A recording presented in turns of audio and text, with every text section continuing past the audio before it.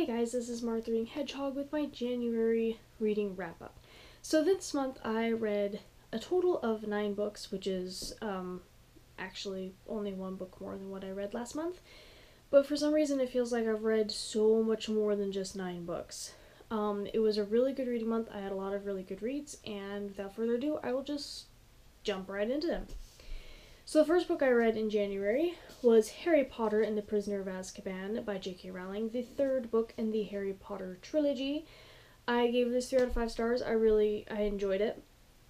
I especially loved this one out of all the ones I've read so far because it had Professor Lupin in it, and he's a new favorite character. I'm not sure if he's a favorite because the character's just that great or because of the actor who played him in the movie, because I saw the movies first before I read the books. It's sad. But he's one of my favorite actors, whatever his name is. I actually have never looked up his name. But anyway, really enjoyed this one and looking forward to continuing the series.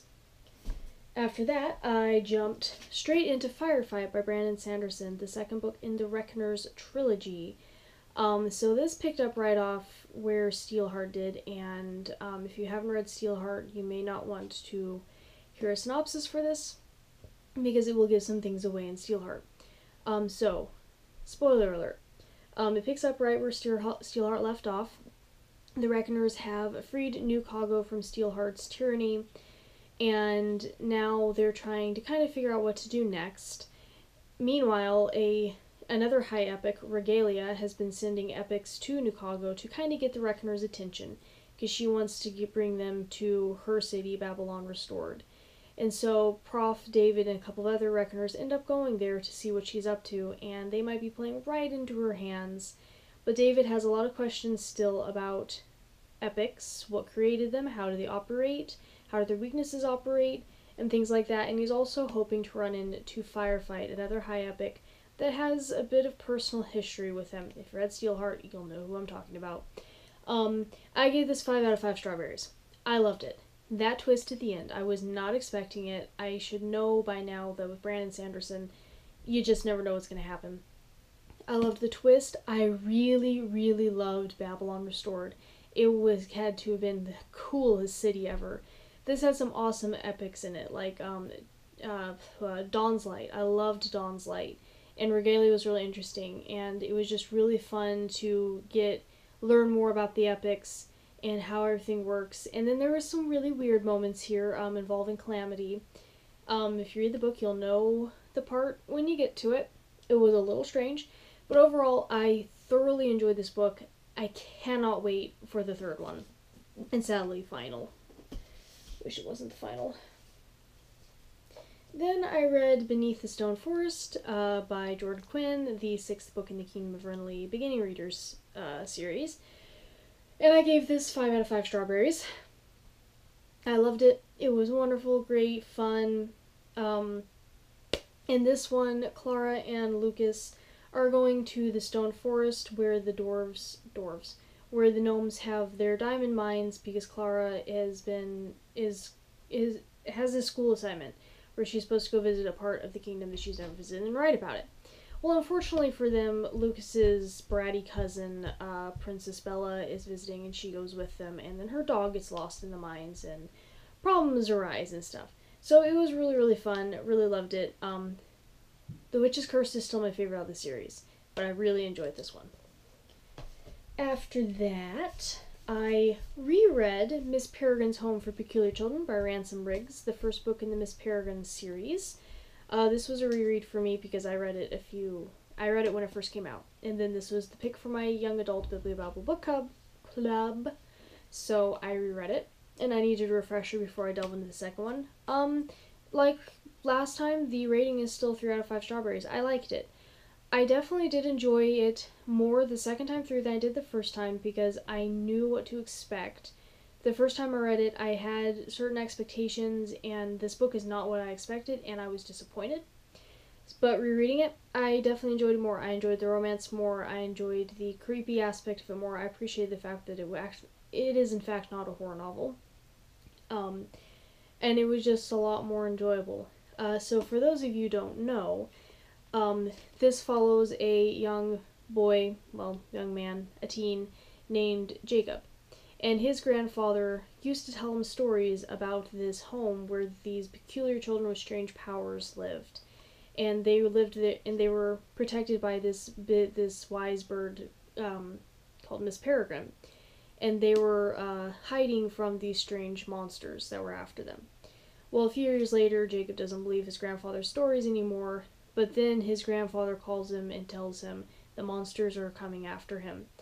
And Jacob decides maybe his grandfather's stories are true after all, and so he follows a trail to Miss Peregrine's home for peculiar children, and not everything may be as it seems. I know that it's kind of a cop-out, but essentially, there's twists. And it's a lot of fun. It's a very interesting book. Enjoyed revisiting it. After that, I read an arc of All the Bright Places by Jennifer Niven.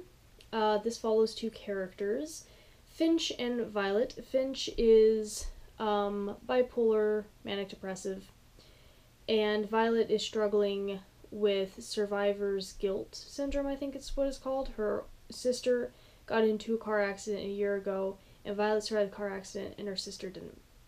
Both are struggling with problems of suicide, and they end up befriending each other when they meet on the roof of their school when they're both considering jumping, and then they get assigned to the same project for one of their classes, and they essentially take a mini road trip of the state they live in and discover things about themselves and each other, and essentially one of those discovery stories. I gave it 2 out of 5 strawberries. It was okay. I think most people will enjoy it. I personally didn't. It left me wondering what was the point. It left me very depressed. I saw the ending coming, but it still depressed me. There were parts of this I did really, really enjoy. And again, like I said, I think most people will enjoy it. But for me, it left me feeling very depressed and just wondering what the point of the story was. So I didn't enjoy it as much as I thought I might. After that, I decided to go for something a little more lighter, so I picked up Ticker by Lisa Mantchev. This is steampunk, and it follows a protagonist named Penny Farthing. She has a heart problem that has killed both of her sisters before her, but then a brilliant surgeon, his name I always keep forgetting, Calvin Warwick, implants a clockwork heart in place of her heart, and she becomes what is called the first of the augmented, people with like steampunk arms or metal arms, kind of like cyborgs actually. But then it turns out that Warwick has actually mass murdered a bunch of people in his quest to perfect Penny's ticker for her, and so he's on trial for that. Well, he ends up escaping, and then Penny's parents are kidnapped for ransom, and also the kidnappers want all the augmentation technology in exchange because they want to build weapons with it, or they don't support what's happening with the augmented and things like that. This book is pure fun. I gave it 3 out of 5 strawberries. The characters are awesome. There's not a serious bone in its body. It's just a lot of fun and hilarious and just awesome. My one complaint with it, the reason I did not get 4 out of 5 strawberries was because I felt that the world building was not as strong as it could have been. You got a great world here, but the author doesn't explain a lot of things and just doesn't explore it as much as I would have liked her to. So other than that, it was a really fun book. And then after that, because I've been putting this book off long enough, I picked up Midnight Thief by Olivia Blackburn. This is the first book in the Midnight Thief. I think it's going to be a trilogy.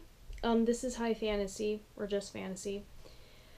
And follows a young girl whose name I'm forgetting, Kyra. She is a thief on the streets of the city of Forge. She is one of the best thieves. She is uncannily swift and nimble and can see really well in the dark. And she ends up being hired by the Assassin's Guild's leader for a job. Essentially, if she works for them, she will never have to worry about having to pay rent for her lodgings or food or anything like that. Kyra's not exactly in a position to refuse. Meanwhile, it also follows another character, Tristram of Brancel, who is a young palace knight who essentially, kind of terrorized the poor and all that.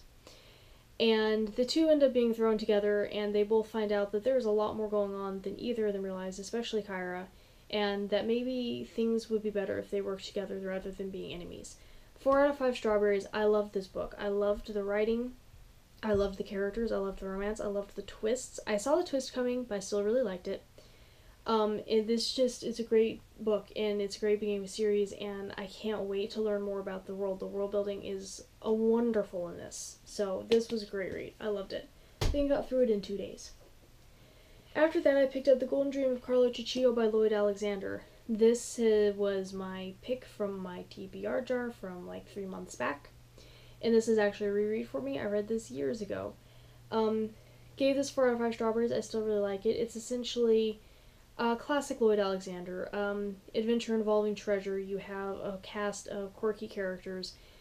Chaos happens, danger happens, there's villains, there's allies, there's guys in between.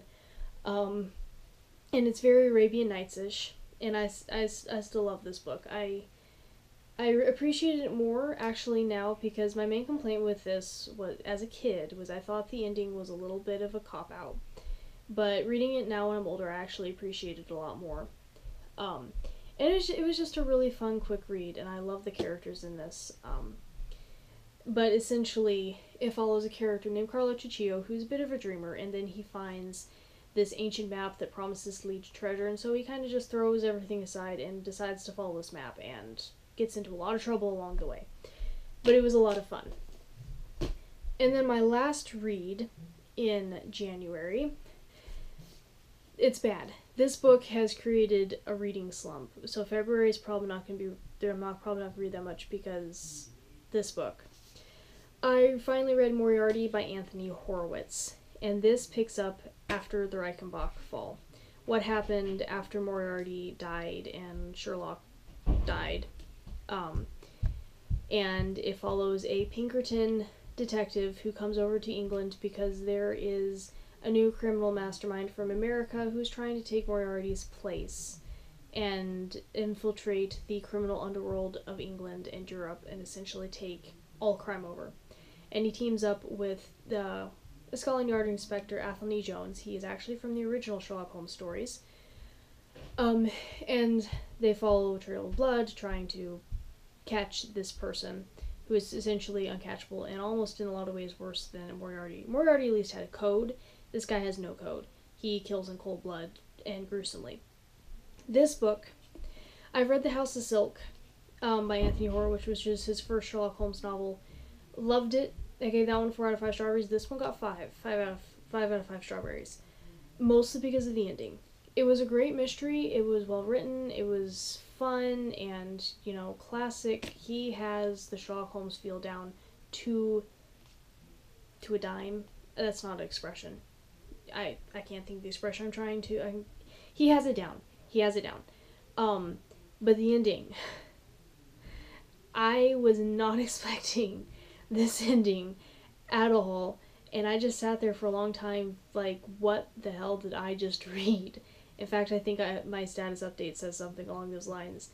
I'm still very much in awe of this book, and it was so good, and I just can't imagine reading anything after this book for a while because it was so incredible. And if Moffat and Gatiss, however you pronounce his last name, ever decide to find more screenwriters for Sherlock, they need to get Anthony Horowitz. I mean, the world would explode if he helped write Sherlock. This Moriarty is amazing. It will appeal to Sherlockians. It will appeal to just regular mystery readers, historical fiction readers, Victorian readers. If you are a Sherlockian, you have got to read this book. You will not be disappointed. And if you are, you're not a real Sherlockian. I'm judging you. So, yes, 5 out of 5 strawberries for Moriarty. This was incredible. I thought Firefly It was going to be the best read of January. This is the best read. Oh my gosh. So those are all the 9 books I read in January, and I will be back with my very ambitious February TBR. That probably will not be gotten through because I am in a reading slump after reading that book. But until then, I hope you had a great January, and I will see you with my next video. Bye.